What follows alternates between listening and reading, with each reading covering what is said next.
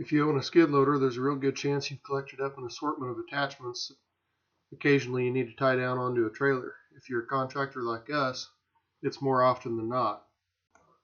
The ones we use the most are a straight edge bucket and a tooth bucket, and then a set of forks. Then here we've got a post hole digger on the left and a cement mixer here, and then either an 18 or 24-inch auger and an 8-inch auger, and then a 3-foot extension that's on the other side of the rock protection door there.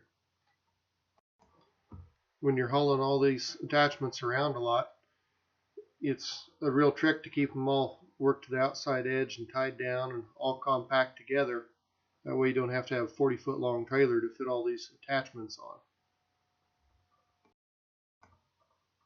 Here I'm running a two-handed skid loader and holding the camera with one hand, so things aren't quite as smooth or as quick as they would normally be. The stake pocket in front of me here, and then there's one like it on the other side, have got loose stakes in them where they can float up and down if you want to set it onto the ground or onto a different trailer. But on this one, they'll line up with the stake pockets on the side rail and drop into there.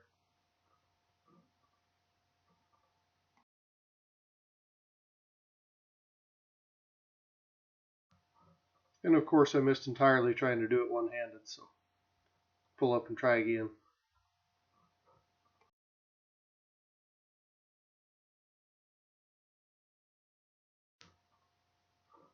That's more what it's supposed to look like. It's usually easiest to get the closest one to you, and then you can wave the far one around and get it to drop in.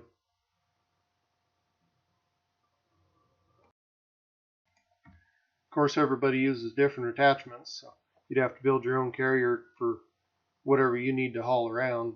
It's definitely, I'd say, worth the time to make the investment in a carrier, and then you don't have near as much time in tying things down.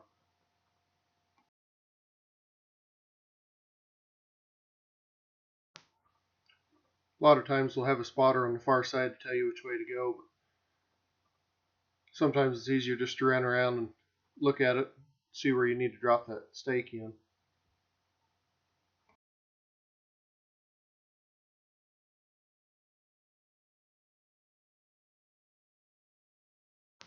The first trailer we had it on, the rails stuck up as high as the top of the deck, and so you could see that stake pocket real easy, and it was a little bit easier to get lined up.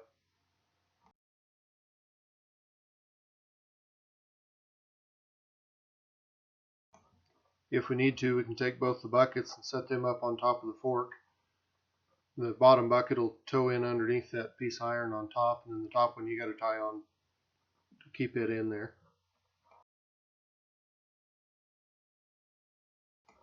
Now this doesn't make it a DOT compliant tie down system, but it does keep everything on there if you're going across the pasture or someplace just around a job site. And everything will hold still when you do go to tie it down, which is 90% of the battle on skid loader attachments. Our dump box here is just battery powered over hydraulics. You dump straight into a skid loader cement mixer and don't have to do any shoveling that way. It gets moved around between different pickups and even sideways on the different trailers we've got, so it's handy to be able to pick it off.